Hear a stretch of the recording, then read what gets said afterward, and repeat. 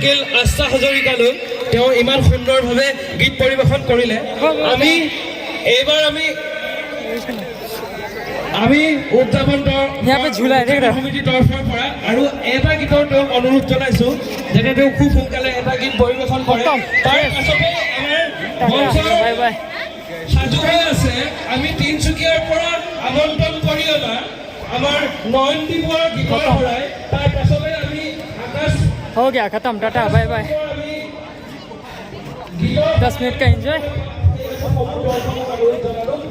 चाचा राम राम हो गया हमारा टिकटकी कहाँ बा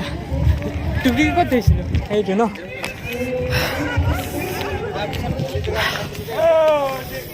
ठंडी ठंडी पवन चले तन मन में जो आग लगे এই জায়গা লো হয় বাবা হব হব আজি কাৰণে ইমানে টুকটুকি বহিলোঁ